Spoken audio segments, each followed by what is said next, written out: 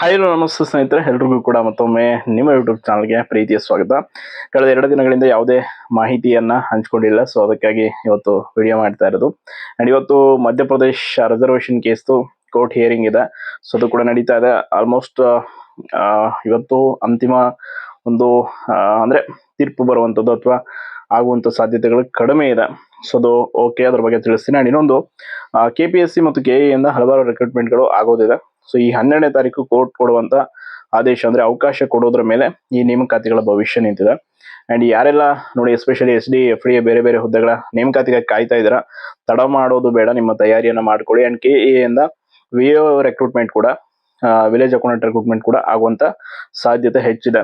And ಒಟ್ಟಾರೆಯಾಗಿ ಈ ಎಲ್ಲ ಒಂದು ನೇಮಕಾತಿ ವಿಷಯಗಳು ಬಗೆಹರಿಯುವಂಥದ್ದು ಆಲ್ಮೋಸ್ಟ್ ಈ ತಿಂಗಳ ಕೊನೆಯಷ್ಟರಲ್ಲಿ, ಇನ್ನೊಂದು 5-6 ದಿನಗಳಲ್ಲಿ ಒಂದು ಅಂತಿಮವಾದಂತ ತೀರ್ವನ್ನ ಪಡ್ಕೊಳ್ತವೆ.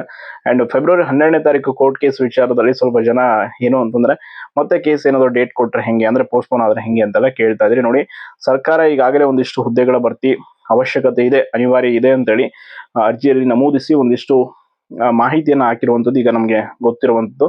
ಸೊ ಅದರ ಅನುಸಾರವಾಗಿ ನೇಮಕಾತಿಗಳನ್ನ ಮಾಡೋದಕ್ಕೆ ಸದ್ಯಕ್ಕೆ ಸರ್ಕಾರ ಹೊರಟಿದೆ. ಅಂಡ್ ಇನ್ನೊಂದು ಮುಖ್ಯವಾದಂಥದ್ದು ಅಂತಂದ್ರೆ 56. ಸೊ ಅದು ಬೇರೆ ರಾಜ್ಯದ ಯಾವ್ದಾದ್ರು ಒಂದು ಕೇಸ್ನ ಅಂತಿಮ ವಿಚಾರಣೆಯಲ್ಲಿ ಏನಾದ್ರು ಆದೇಶ ಬಂದ್ರೆ ಅದೇ ಆದೇಶದ ಅನುಸಾರ ನಮ್ಮ ರಾಜ್ಯಕ್ಕೂ ಕೂಡ ಅನ್ವಯ ಆಗುತ್ತೆ. ಅಂಡ್ ಇದೆಲ್ಲದರ ನಡುವೆ ನೀವು ಈಗೇನು ತಯಾರಿಯನ್ನ ಮಾಡ್ಕೊಳ್ತಾ ಇದ್ದೀರಾ, ಪ್ರಿಪ್ರೇಷನ್ ಚೆನ್ನಾಗಿ ಮಾಡ್ತಾ ಇದ್ದಾರೆ. ಸೊ ನಿಮ್ಮ ಪ್ರಿಪ್ರೇಷನ್ ಆಸ್ ಇಟ್ ಇಸ್ ಮುಂದುವರಿಲಿ. ಅಂಡ್ ಬೇರೆ ಯಾವುದೇ ವಿಷಯಗಳಿಗೂ ಕೂಡ ತಲೆ ಕೆಡಿಸ್ಕೊಳಕ್ ಹೋಗ್ಬೇಡಿ. ಆರ್ಥಿಕ ಇಲಾಖೆ ಎಷ್ಟು ಹುದ್ದೆಗಳಿಗೆ ಭರ್ತಿಗೆ ಅನುಮೋದನೆ ಕೊಟ್ಟಿದೆ, ಸೊ ಅದೆಲ್ಲವೂ ಕೂಡ ಈಗ ಫಸ್ಟ್ ಆಗುತ್ತೆ. ಎಸ್ಪೆಷಲಿ KPSCಗೆ ಯಾವ್ದೆಲ್ಲ ಹೊಸದಾಗಿ ನೋಟಿಫಿಕೇಶನ್ ಮಾಡೋದಕ್ಕೆ ರೆಡಿ ಇದೆ, ಲೈಕ್ ಲ್ಯಾಂಡ್ ಸರ್ವೇರ್ ಆಗಿರ್ಬೋದು, ಬೇರೆ ಬೇರೆ ಅದೆಲ್ಲವನ್ನು ಕೂಡ ಫಸ್ಟ್ KPSC ಇಂದ ಮಾಡ್ತಾರೆ. ಅಂಡ್ KE ಇಂದ ಕೂಡ ಯಾವ್ದೆಲ್ಲ ಈಗ ಆಲ್ರೆಡಿ ಪ್ಲಾನ್ ಅಲ್ಲಿ ಇದೆ, VA ಆಗಿರ್ಬೋದು, ಬೇರೆ ಬೇರೆ ಅದು ಕೂಡ ಅವಕಾಶ ಸಿಗುತ್ತೆ. ಅಂಡ್ ಡೋಂಟ್ ವರಿ, ಅದ್ರ ಬಗ್ಗೆ ಯಾವುದೇ ಒಂದು ಅನುಮಾನವನ್ನು ಇಟ್ಕೊಳಕ್ ಹೋಗಬೇಡಿ. ಯಾಕೆ ಅಂತಂದ್ರೆ ದಿನದಿಂದ ದಿನಕ್ಕೆ ನಿಮಗೂ ಕೂಡ ಕಷ್ಟ ಆಗ್ತಾ ಇದೆ. ಸೊ ಅದು ಎಲ್ಲರಿಗೂ ಕೂಡ ಆಗ್ತಿದೆ, ನಾಟ್ ಓನ್ಲಿ ನಿಮ್ಗೆ.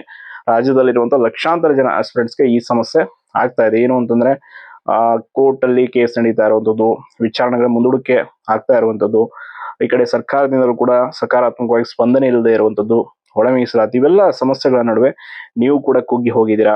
ಅಂಡ್ ಈ ಕಡೆ ಆರ್ಥಿಕ ಒತ್ತಡ, ಮಾನಸಿಕ ಒತ್ತಡ ಎಲ್ಲವೂ ಕೂಡ ಆಸ್ಪಿರೆಂಟ್ಸ್ ಗಳನ್ನ ಕಾಡ್ತಾ ಇದೆ. ಬಟ್ ಸದ್ಯಕ್ಕೆ ನೀವು ಯಾರು ಕೂಡ ವರಿ ಮಾಡ್ಕೊಳ್ಳೋ ಅವಶ್ಯಕತೆ ಇಲ್ಲ. ನೋಡಿ, 12ನೇ ತಾರೀಕುವರೆಗೂ ಕಾಯೋಣ.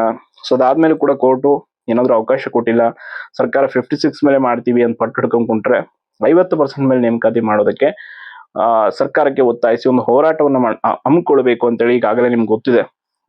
ವಿದ್ಯಾರ್ಥಿ ಸಂಘಟನೆಗಳು ಎಲ್ಲವೂ ಕೂಡ ನಿರ್ಧಾರ ಮಾಡಿ ಆಗಿದೆ.